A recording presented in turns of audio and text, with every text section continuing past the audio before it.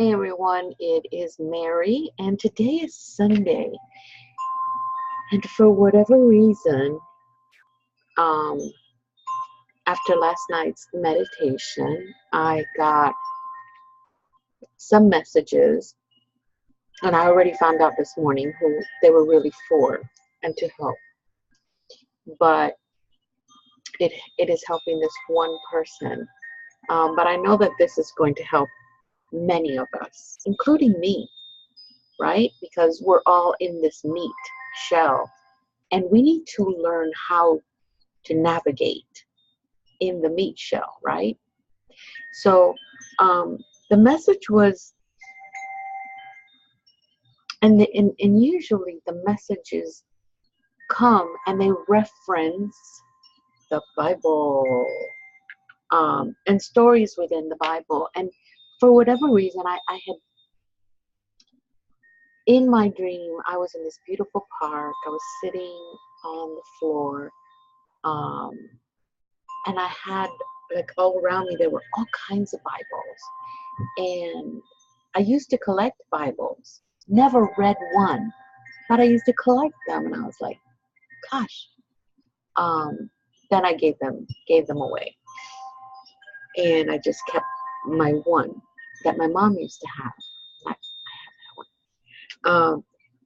But it's in Spanish. And I don't read very good Spanish at all. So I opened up the Bible, and it wasn't words. The Bible would open up, and it was actually like a movie of what it was that happened. But I just happened to have opened up the book of Genesis, and I was like, and then it dawned on me, last night's meditation, when we were doing the soul healing, and we were talking about putting together the symbols that everybody saw, which I posted this morning, and I just put them together. It could be any interpretation you want, but I remember that once we placed that karma out there, we separated it, the karma that we no longer needed, and we worked it and we moved it out into the universe. And we allowed ourselves to actually love ourselves enough that we could let go of that karma safely, without judgment, without feeling like we really needed to go through it, especially karma that we brought back from past lives and so many other movements forward that we bring, because of course before we go in that previous life, we're still in the meat flesh, and we say, I will avenge you, whatever. You'll get to understand this as you learn more. But in the book of Genesis, when I opened up the book, and I did this, I put them on my lap. I put the book on my lap. And then when I put the book on my lap, I see like the movie, like right in front of me. And I caught it at the point where Adam was hiding from the angel that came to see him, or God that came to see him. He was hiding because he had taken a bite of that fruit. And he was hiding because he realized he was naked. Well, Genesis has to do with a new life, right? Life, the creation of life. Well, when we let go of this karma, we let go of the past, guess what happened? We began a new life. We began to live here in the present, right? That's a new life. When we wake up every morning, that's a new life, right? All right. So that, I said, okay, well, that took care of that. All right. So that means the new life that we're all, because I also took in that meditation. And I'm like, okay, so here I am looking at this Genesis movie. I'm seeing Adam hiding because he ate the fruit, or hiding because he knows who he really is, or hiding because he knew that in the flesh he did not have control to tell Eve, no girl, I'm not eating that thing. I'm not following what you want. I have my own path. And if he would have stayed in his own path, like we should, he still needed to go through this to realize and to give us that message that we all have the opportunities of a new life. We can start it at any point in our lives, but shame and guilt because of intentions and manifestations that we produce that are not good for us, those choices that we make to have us eat from that fruit and to engage on what we're not supposed to, will cause this guilt and this shame. It is also a manifestation or a teaching that tells us in this book to go beyond the message, beyond the written word, beyond what our minds are comprehending from the words. It wasn't that he was hiding from the angel or from God because he realized he did a no-no. No. The moment he ate from that fruit, he realized how divine he truly was. He realized how incredible the energy and the love and the trust that God and the angels and the celestial beings or source or spirit, whatever you want to call it, that trust that you will go through the right path was. Therefore, he felt shame that he did something so little that would have caused him to realize how wonderful he was and how important his role would have been in this new world, and how he broke that trust and how he felt about himself at that moment. When you say, or when people explain to you, this feeling that you have is a manifestation of what you have become or what you have done, it's bringing you back inward, right? Well, it's the same thing that I'm getting from this meditative dream I had. It's telling us, follow your path. Don't eat that fruit over there because somebody told you to. That is somebody, not spirit, not your guides. So if you go on that path, which people keep saying, oh, it's a narrow path. No, it ain't. Depends on what perspective you're looking at. It could be a huge path because you know that there's no other path to take its space. Don't let the big, long path that's going to take you to a place where you're hiding behind a tree because you have noticed that everything that you found out about yourself is awesome. It's great. It's incredible. And the knowledge starts with when he ate that apple. Or I don't know, they say it's an apple. I don't know if it's an apple. Someone please correct me.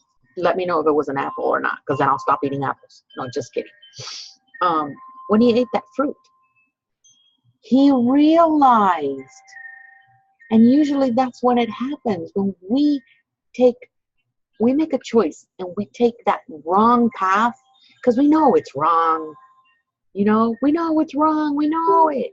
We know it. Let's be adults. We know we take the wrong path, but we still expect it to work. And it doesn't. So when he takes that bite and he realizes that he's naked, what does that symbolize? That he's naked. What does that symbolize? That symbolizes that he is all of what he is. He is divine. There is nothing that needs to be clothing him and hiding him from himself or anything around him. That is your soul. He saw his soul. He saw who he really was. A divine creature made from unconditional love, made by someone that loved him and trusted him and still did enough to give him the benefit of the doubt and allow him to come forth and say, I did the wrong thing. Yes, yes, for every choice there's a consequence, and that is why Eden no longer existed. But what does that mean? Eden no longer exists. Eden is a place in our minds. It is a place that we know. It is the place where we come from. Eden was the originating place where our feet touched the ground. In a human meat shell. Okay? And what the message I'm being given, or that I am interpreting, because I'm still in the meat shell and it could be all wrong. But the message is, if you're going to eat from someone else, if you're going to accept information from someone else that is not source or spirit or your guides, understand that there's going to be a point in your life you are going to realize how divine you are. And then you're going to realize that by making the choice of not following your divine compass with a divine navigation that you were the one that wrote, you will find yourself behind the bushes. Not only not letting other people see how divine you are, but not allowing yourself to be seen as who you are. And you're not self-accepting of who you are. That's not life. That is not how you live life. So make the right choices. Eat from the right fruit. Follow that narrow path. People say it's narrow. It's not. Because when you're in the right path, you fit. You fit just right. It's the perfect path for you. But don't make the wrong choices. Listen, because your body is still the temple. Your body is still a natural pendulum between the earth and heaven. And as you're in between, there is communication. As you ground to both, you get your messages and you get your confirmations. There is no need for you to hide in between. Come out. Let all that karmic energy that you don't need, that does not belong to you, let it go. Don't take a bite of that. take a bite of now, of where it is that you are, so that you can correct yourself and you can go to the path of least resistance. Doesn't matter how narrow it is. If you're not resisting that narrow path, why would it seem narrow in the first place?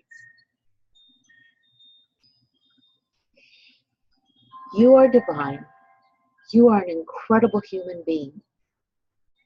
But you are also a spiritual being. And your soul deserves more than what you're giving it. Your soul deserves this to be at optimum performance. Walk and make your choices the right way.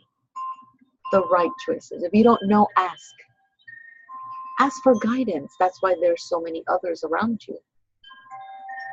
But the story goes on even further. When we release this body and we go back to who we are or who we were before we inhabited, we forget a lot of the things that we went through because we are given that choice. Because we're told, are you ready to let go of this meat shell karma? Are you ready to let go of that and return home? Because we still have free will. When we say yes, we forget, because it is a gift. It is something that we know that we can forget. It takes time, because as long as I've been doing this meditation, it takes time. There's still imprints. There's still like images that are being held. Think of it as little bubbles of memories inside the fabric of that space and time that that person took as in their meat shell. And that dissipates after a while, like a memory. And the only thing that's left later on is just the good memories, the good energies. But there's some of us that the guilt is so big because of that fruit we took in our meat shells that we can't let it go. And we do not move forward. We do not move upwards. And we wallow. And we create our own hell in our own spiritual bodies with the imprints of everything we did not want to let go. You need to start learning now that you cannot take anything physical with you. As you move and ascend, that is our next step. We've already turned this, we turned humanity over by being 100% spiritual in a body. The next step is, as we merged, when we emerge. As we merged, then we emerge as complete spiritual bodies back home where we came from. We cannot then take everything that happened here, and because then we're hiding like Adam did behind the bushes, so that spirit or any celestial body sees us and they're like, ah, he brought ego along. Because ego causes fear. Ego causes us to question what is, what could be. So I'm trying not to be a preacher, because that's not who I am. But I wanted to let you guys know, and I hope you understand it. If you don't, talk to me. But in this meditation / dream after the healing meditation that we did last night, this is the message that I got. This is the message I'm interpreting it that way. Let's not hide anymore. There's no need for that. There's no need to accept the karma that does not belong to us. Remove that. Because ego brought it in the first place. If it does not fit in your path, okay, then you need to discard it and move forward and start a brand new life. There is an Eden and it lives inside of you. If you want to live in Eden, then you know what to do. Because it's instinctual. It is inside of you. All you have to do is find it. But if you want to eat from that fruit, understand that the path is going to be really narrow because you're carrying all this weight in through that path. So the path is not going to be easy. You would then need to move the things over to the bigger path. And that's not where you want to go. So again, when Adam realized how wonderful he was, that is the message of understanding his nakedness and being ashamed, not of his nakedness. He was not ashamed of his nakedness. He was ashamed that he didn't trust, that he didn't accept, that he didn't surrender to what he was given, what he picked. And he was ashamed that he let spirit down. That was the message. It was not about ego. It was more about our own sense of self-destruction. It doesn't have to be that way. You don't have to self-destruct.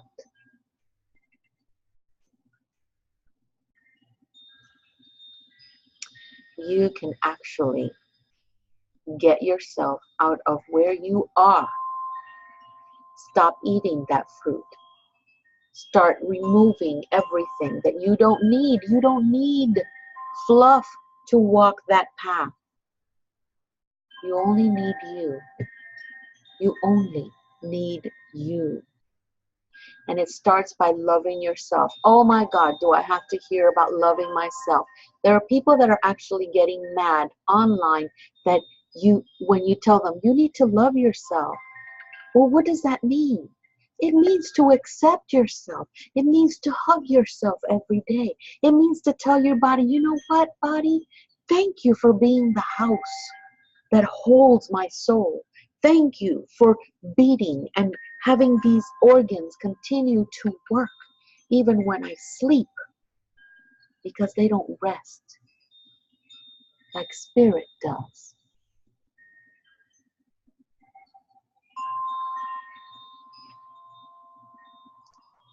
Like spirit does. He doesn't go to sleep. He doesn't take vacations. Your temple does not either, unless it is time for the temple to separate from the soul. And then guess what happens? You go back home if you choose to. Or you hide behind bushes when you realize what you did. Walk the path now. You have time. Oh my God, you have time. I hope this message gets to you and it helps you guys, and it touches a part of you that ignites that knowledge and brings you to a path of least resistance, Stop resisting, and you'll flow right through. If this message has helped you, please let me know. I don't want to be a preacher, but this message was kind of pushed me to say it, and I tried to explain it the best that I could. I know at some point something got mixed up, which is the way it is, but you guys are gonna get it your way. So let me know. Talk to me. This message and this this knowledge today came from Archangel Michael. He was, well, he is so much more in tune now. And Azrael as well was here. So hopefully you guys understand what this is about. And if you have any questions, just comment below and I'll be able to answer them, okay? All right, I'm going to stop recording and I'll see you guys later.